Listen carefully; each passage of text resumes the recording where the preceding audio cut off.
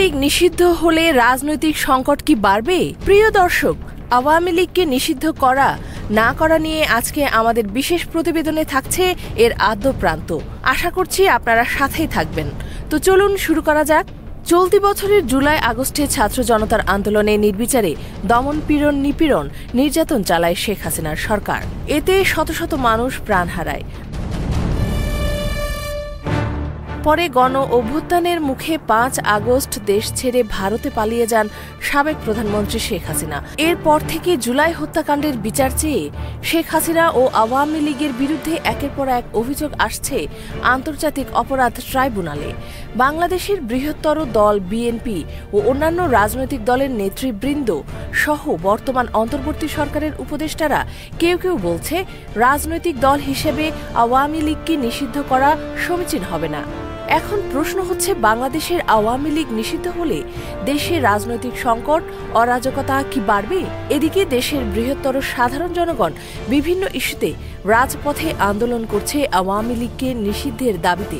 জনতার দাবি হচ্ছে, বিগত ১৫ বছর স্বৈরাচারী হাসিনা সরকার দেশে যে বাকশালী শাসন কায়েম করেছিল, তাতে করে গুম, খুন, চাঁদাবাজি, টেন্ডারবাজি, লুটপাট, অন্যায়, অত্যাচার, বিরোধী দলের উপর নিপীড়ন, নির্যাতন, দলীয়করণ, দ্রব্যমূল্যের ঊর্ধ্বগতি, বাজার, সিন্ডিকেট, ব্যাংক লুট, ধর্ষণ, বিচারহীনতা, প্রশাসনের স্বেচ্ছাচারিতা, রাষ্ট্রের হাজার হাজার কোটি টাকা বিদেশে পাচার, সাধারণ মানুষের বাক স্বাধীনতা হরণ সহ এমন কোনো অপরাধ ছিল না যে তারা প্রতিনিয়ত সংঘটিত করেনি, যার ফলে ২০২৪ সালের ৫ আগস্টের প্রেক্ষাপট তৈরি হয়। সে কারণে ছাত্র জনতার আন্দোলনের মুখে শেখ হাসিনা পদত্যাগ করে ভারতে পালিয়ে যেতে বাধ্য হয়। তারপর থেকে রাজনৈতিক শূন্যতার সংকট তৈরি হয় এবং ৩ দিনের মাথায় নোবেল বিজয়ী ডক্টর মোহাম্মদ ইউনূসের নেতৃত্বে গঠন করা হয় অন্তর্বর্তীকালীন সরকার।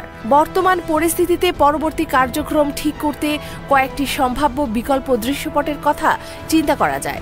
প্রথমত, দল হিসেবে আওয়ামী লীগকে নিষিদ্ধ করা। স্বল্প সময়ের মধ্যে এই সিদ্ধান্ত কার্যকর হতে পারে। এই সিদ্ধান্ত আসতে পারে ৩টি প্রক্রিয়ার যে কোনো একটির মাধ্যমে। আদালতের নির্দেশে নিষিদ্ধ করার আবেদন করলে প্রমাণ করতে হবে যে দল হিসেবে গণহত্যায় আওয়ামী লীগ জড়িত ছিল কিনা, দলীয় সভায় এ বিষয়ে সিদ্ধান্ত কি ছিল, দলের প্রধানের জড়িত থাকার প্রমাণ আছে কিনা, সরকার ও ক্ষমতাসীন দলের মধ্যে যে কাজের সীমানাগত পার্থক্য, তাও এখানে দেখতে হবে। রাজনৈতিক দল নিষিদ্ধ করার প্রক্রিয়ায় শুধু অপরাধের বিচার নয়, বরং এর সঙ্গে রাজনৈতিক, সামাজিক ও সাংস্কৃতিক বিষয় জড়িত। আওয়ামী লীগের সবচেয়ে বড় শক্তি তার সাংস্কৃতিক মূলধন। বাংলাদেশের সাহিত্য ও সংস্কৃতি জগতের অনেক মহারথী ও মতামত প্রভাবক আওয়ামী লীগের শক্তি। তাই দীর্ঘমেয়াদী সাংস্কৃতিক ও রাজনৈতিক সংগ্রাম ছাড়া দলটিকে নিষিদ্ধ করলে তা কার্যকারী হওয়ার সম্ভাবনা খুবই কম। আওয়ামী লীগকে স্বল্পমেয়াদে নিষিদ্ধ করলে কাঙ্ক্ষিত গন্তব্যে পৌঁছানো কঠিন হবে।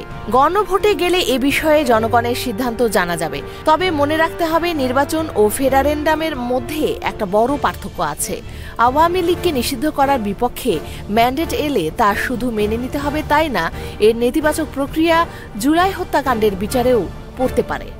আওয়ামী লীগ নিষিদ্ধের পক্ষে যদি জনগণ রায় দেয় এবং যদি শতকরা ২০-৩০ ভাগও এর বিপক্ষে ভোট দেয়, তবে তাও একটি বিশাল জনগোষ্ঠী, কয়েক কোটি সমর্থক, যাদের মধ্যে ৯০ ভাগই সরাসরি মানবতা বিরোধী অপরাধে জড়িত না থাকারই কথা। এই নিষিদ্ধকরণের মাধ্যমে তাদের ক্রিমিনালাইজড করা হতে পারে, যা হিতে বিপরীত হয়ে উঠতে পারে। জুলাই আগস্টে নির্বিচার হত্যা ও এর আগে গত ১৫ বছরে মানবতা বিরোধী অপরাধে জড়িত ব্যক্তিদের বিচার নিশ্চিত করা, কিন্তু দল হিসেবে আওয়ামী লীগকে সংস্কারের সুযোগ দেওয়া একটি দীর্ঘমেয়াদী প্রক্রিয়া। সেক্ষেত্রে একটি উচ্চ ক্ষমতা সম্পন্ন, পেশাদার ও আন্তর্জাতিক মানের অনুসন্ধানী কমিটি তৈরি করে হাসিনা সহ বিভিন্ন পর্যায়ের আওয়ামী লীগের যেসব নেতাকর্মী মানবতা বিরোধী অপরাধের সঙ্গে জড়িত ছিলেন, তাদের সবার একটি খসড়া তালিকা তৈরি করা যেতে পারে।